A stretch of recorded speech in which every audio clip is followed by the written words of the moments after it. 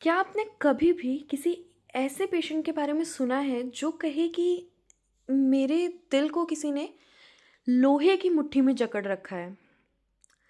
अगर ऐसा आपने भी कभी सुना है अपने आसपास में या खुद को भी ऐसा महसूस होता है, तो आपके दिमाग में जो एक पहली मेडिसिन जो क्लिक करनी चाहिए वो है कैक्टस ग्रैंडिफ्लोरस।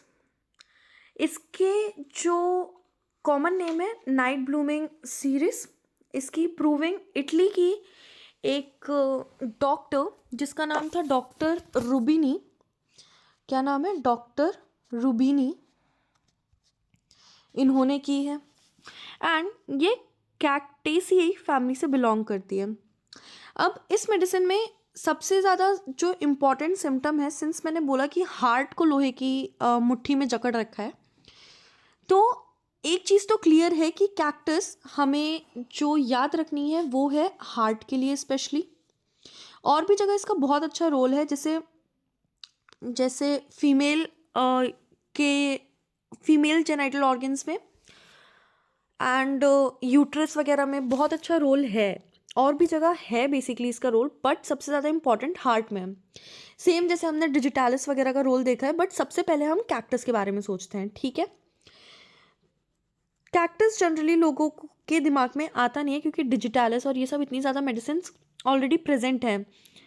नाजा हो गई, डिजिटालिस हो गई, बट कैक्टस भी एक बहुत अच्छी मेडिसिन है। So I like to start this medicine with a short story, जिससे आपको ये मेडिसिन याद रखने में बहुत ईजी होगी।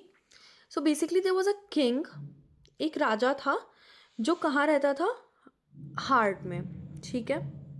उसको हमेशा बहुत ज़्यादा कंजेस्टेड फील होता था, ठीक है। बहुत ज़्यादा ऐसा लगता था कि जब भी वो किसी प्रॉब्लम में हो या किसी भी ऐसी सिचुएशन में हो, तो उसे लगता था कि there is something which is made up of iron, ठीक है। तो आयरन बैंड उसको, मतलब वायर काइंड ऑफ थिंग है जो उसको ना ट्विस्ट पे ट्विस्ट और ज़्यादा टाइट होती जा रही है, ठीक है। बेसिकली उसे केज्ड फील होता था उसकी पूरी बॉडी में, ठीक है।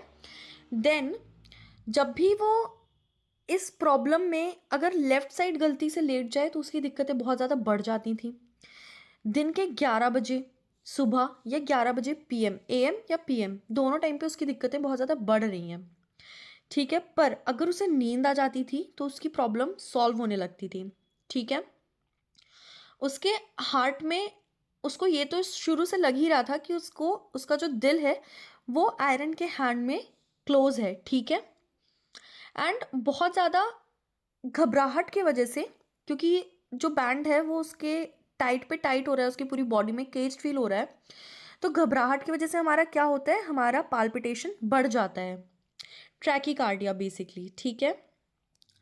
एंड दैट किंग वॉज, उसको ये सारी दिक्कतें क्यों आ रही थी? Cause he was unfortunate in love, जिस वजह से उसकी पाल्पिटेशंस और इंक्रीज हो रही थी। हमने बहुत सारी चीज़ें इस स्टोरी से देख लिया, आई डोंट नो मैंने अच्छे से एक्सप्लेन किया है कि नहीं, बट आई गेस किया है एंड आपको बहुत सारी चीज़ें याद हो गई होंगी। तो इसका कॉन्स्टिट्यूशन देख लेते हैं। बेसिकली इसका कॉन्स्टिट्यूशन इतना ज़्यादा इंपॉर्टेंट है नहीं।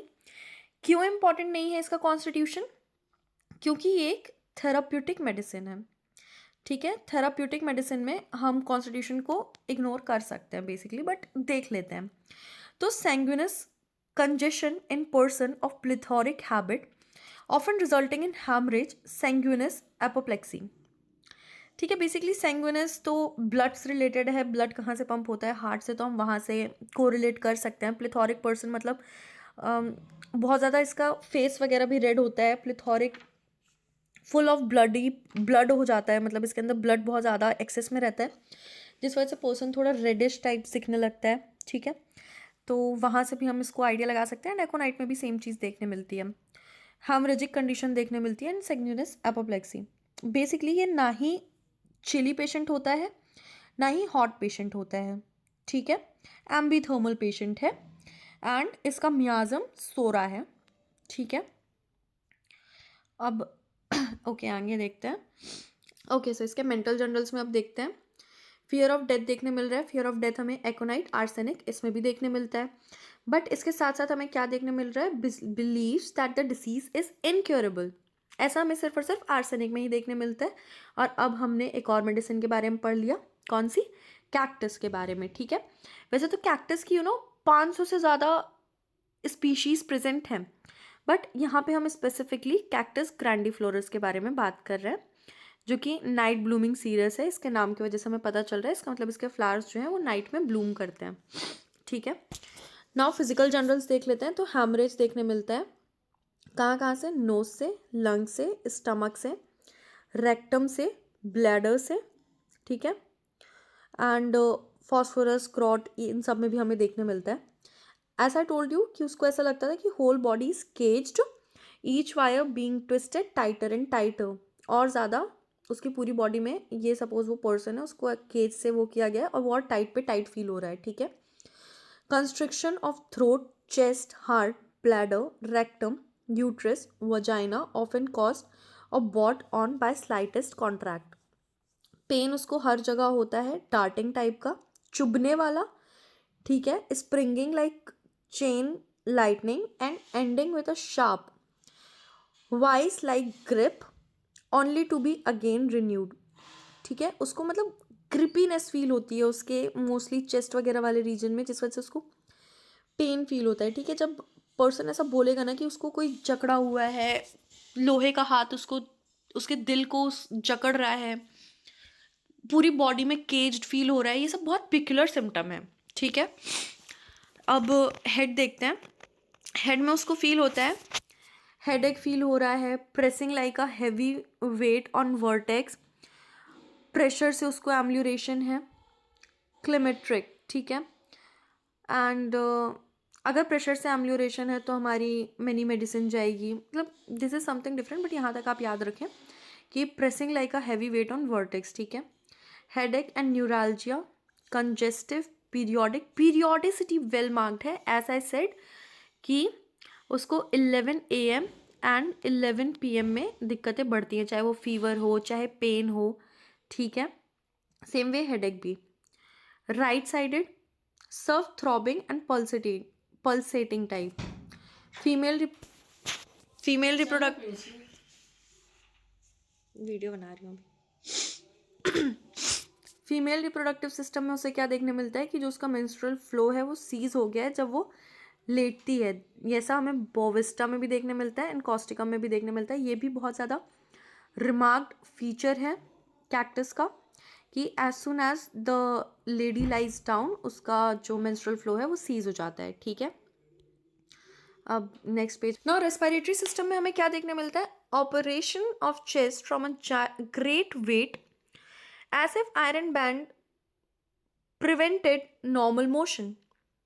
वही आयरन बैंड से वो कवर्ड है और वो चेस्ट के normal motion which is exhalation और इनहेलेशन के टाइम पे जो हमारा हार्ट चेस्ट थोड़ा सा अपवर्ड लिफ्ट होता है देन गोज डाउन, उसके बारे में यहाँ पे बताया गया है कि उस मोशन में बहुत ज़्यादा दिक्कत होती है, ऐसा लगता है कि जाइंट वेट उसके चेस्ट में किसी ने रख दिया है। Sensation of a cord tightly tied around the lower part of the chest making attachment to of diaphragm, marking attachment of diaphragm, ठीक है। नाउ CVS, या तो इसमें दो क्वेश्चंस मोस्टली आपके एग्जाम्स में आएंगे ही आएंगे, या तो आपके CVS के नाम से आ सकता है कि कैक्टस ग्रैंडिफ्लोरस का कार्डियोवैस्कुलर सिस्टम एक्सप्लेन करो, या तो फिर हार्ट, ठीक है।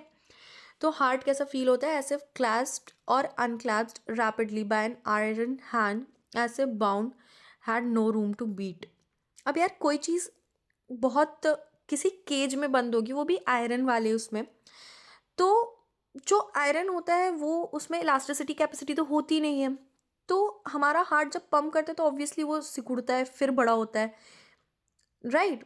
तो व्हेन ये चीज़ जब हो ही नहीं पा रही है तो पर्सन को बहुत ज़्यादा घुटन फील होगी, ठीक है।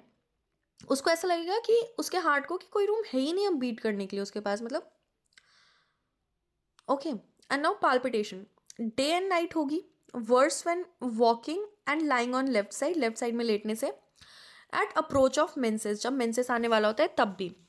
ऑल्सो मैंने एक और चीज़ आपको बताई थी, वो भी आप याद रखना कि पाल्पिटेशन ऑफ लॉन्ग स्टैंडिंग, ठीक है, ज़्यादा देर तक खड़े होने के लिए भी long standing, and also unfortunate caused by unfortunate love, ठीक है, what unfortunate love, unfortunate love, okay. और ये सब वर्टाइगो, लॉस ऑफ कॉन्शियसनेस, ये सबसे बढ़ता है। एंड इसका जो पेन रहता है ना एक्सिला रीजन में, बेसिकली ये रीजन हमारा एक्सिला वाला होता है हाथ का, ठीक है। तो एक्सिला रीजन या फिर बैक या फिर scapula of the left side में देखने मिलता है हमें, ठीक है। ऑल्सो जो एपेक्स ऑफ हार्ट होता है, जो एपेक्स ऑफ हार्ट होता है, this is heart, so this is apex, so जो एपेक्स ऑफ हार्ट होता है वो shooting down to left arm to the end of fingers तक जाता है। ऑल्सो इसमें ना जो ब्लड का फ्लो होता है ना वो टूवर्ड्स चेस्ट ज़्यादा जाता है, जिस वजह से जो एक्सट्रीमिटीज़ होती हैं वो ठंडी मिलती हैं हमको, ठीक है। बहुत ज़्यादा हैवी पेन होता है, ओके। और जो पेन होता है वो चुभने वाला पेन होता है। एंड यही चेस्ट के भी जो सिम्टम है आप इसमें डाल सकते हो, इंक्लूड कर सकते हो। अब इसका फीवर मैंने बताया ही है 11 AM और 11 PM में। इसमें पीरियोडिसिटी बहुत अच्छी देखने मिलती है। इसका रिलेशनशिप देख लेते हैं। कंपेयर एकोनाइट वगैरह से किया जाता है, डिजिटालिस से किया जाता है, जेल से किया जाता है। तो इसकी मोडालिटीज़ भी हमने जनरल मोडालिटीज़ में हम लिख सकते हैं कि 11 AM एंड PM में इसका एग्रवेशन है, lying on from left side. बस हमको हेडेक में राइट साइड से दिक्कतें बढ़ रही थी। एम्ल्यूरेशन याद रखना, एम्ल्यूरेशन किससे है, सोने से था, स्लीप से, उसको सोने के बाद चीज़ें वो भूल रहा है। Fresh air and open air से, ऑब्वियसली फ्रेश एयर और ओपन एयर से उसको क्यों एम्ल्यूरेशन मिलेगा, क्योंकि उसने इतना ज़्यादा कंजेशन, इतना ज़्यादा कॉन्ट्रैक्शन, ये सब इसमें सी बहुत ज़्यादा रिमार्क्ड होता है। सी याद रख लो, कंजेक्शन, कॉन्ट्रैक्शन, ठीक है। इसमें कॉन्ट्रैक्टिंग पेन बहुत ज़्यादा मार्क देखने मिलता है, ओके। तो कॉन्स्ट्रिक्शन, घुटन वाला कॉन्स्ट्रिक्शन उसको फील हो रहा है। हार्ट में कॉन्ट्रैक्शन देखने मिलता है एंड कंजेशन, मोस्टली सारे ही ऑर्गन्स ऑफ बॉडी में, स्पेशली हमें हार्ट की बात कर रहे हैं इसमें। And guys that's it for this video. I hope ये वीडियो आपको अच्छी लगी हो and it's a must watch for cactus, क्योंकि मैंने खुद ने बहुत सारी वीडियोस देखी हैं यूट्यूब वगैरह पे ही, एंड मुझे कैक्टस इतना अच्छे से एक्सप्लेन तो नहीं मिला है। आई होप मैंने आपको इससे अच्छे से एक्सप्लेन किया हो। अगर आप चाहते हैं मैं पार्ट 2 में थोड़ा और क्लियर वे में और इसे एक्सप्लेन करूँ अपने नोट्स के थ्रू, तो मुझे बताना। एंड बाकी that's it for this video. Thank you so much for watching it, love you all, bye bye. And yeah, do like, comment, share, and subscribe. Do subscribe my channel Homeopathic Academy. ठीक है?